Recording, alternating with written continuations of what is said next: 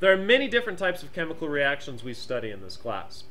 We like to classify them so that we can actually make predictions about what's produced when we mix different chemicals. It's a good thing for a chemist to actually understand. If I take this liquid, I mix it with this solid, I don't get an explosion. Or maybe you want the explosion. So it's important to classify reactions so you can predict what's produced. Reactions from here on out, I'd like you guys to abbreviate, if you want, with R, X, and S. That's going to be the abbreviation I use for reactions. So, what are the different types of reactions? Well, say there's element A, and say there's element B. And they're looking at each other, and A's like, you know what? You're looking pretty good, B. You're looking very good, B. And they actually develop a relationship, and they bond together. They've come together. This is what we call a synthesis chemical reaction. It's when we have two different things combined together to form just one thing. And again, we call this a synthesis chemical reaction. Then there's the unfortunate, tragic opposite of this. Say I have a happy couple, and then tragically, they decide to split apart. This we call decomposition, because we have one substance or compound decomposing into two different ones. Now it gets a little bit more scandalous. So there's element A chilling there. And then there's a happy couple connected together. BC, connected together. Then A starts going, hey C, you looking pretty good, C. And then C's like, yo A, you looking pretty fine too. And these two elements, they look at each other, and then poor old B's like, oh, I'm gonna lose C. So what happens?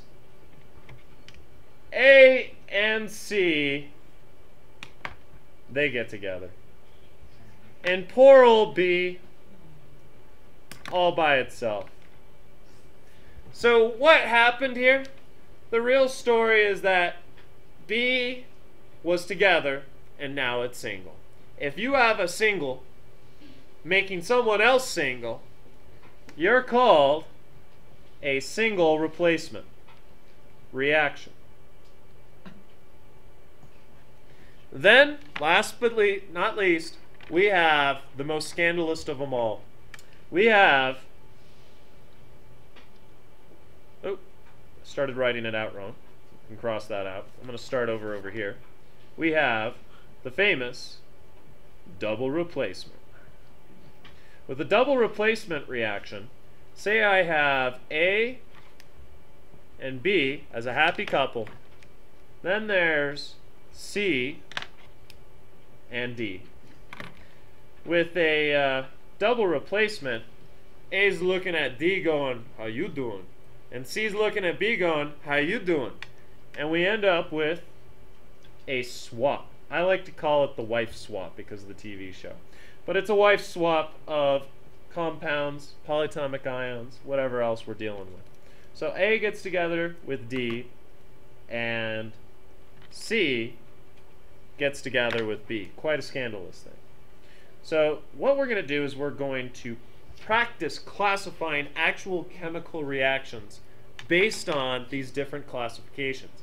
In this video, I'd like you to hit pause and actually write down or rewind it to record down the different types. There is one last type, but it's so different from all the others, it doesn't even go by the same name. It doesn't have to do with replacement at all. It's called a combustion reaction, and it's anytime you have carbon and hydrogen in whatever ratio they may be, and it also can be carbon, hydrogen, and oxygen, reacting with oxygen to produce carbon dioxide and water. If you want to know if it's combustion, just know that you're always going to be reacting it with oxygen. This makes it combustion. When you have something reacting with oxygen. So now I'm going to put up a couple of different equations. And what we're going to do is we're going to try and classify them based on the things that I've written out here. So, I'm going to put out this one.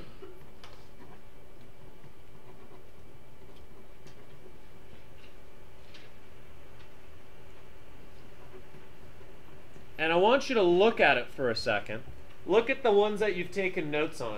I'm going to come to a decision about what reaction type this would be best classified by. I'm going to pause this. I want you to pause it on the video and figure it out. All right, hopefully you recognize that this was a single replacement. What happens is that silver bumps out the sodium. So when the silver bumps out the sodium, you're left with sodium by itself, which we now see by itself over here, and the silver is now connected and bonded to the chlorine.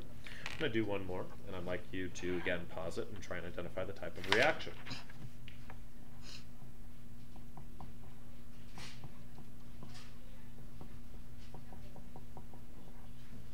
All right, pause it. All right, the type of reaction is a combustion reaction. We call it a combustion reaction because it's reacting with oxygen, and another hint is that it's producing carbon dioxide and water. It's more of a traditional combustion reaction because it is reacting with something we call a hydrocarbon. All right, one more reaction.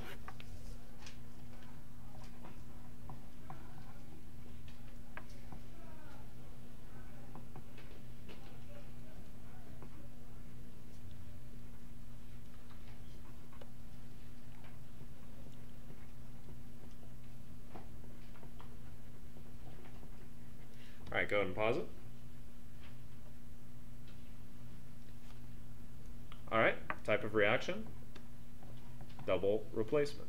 Can also be called a double displacement. Replacement and displacement are often interchangeable with one another. All right, last one.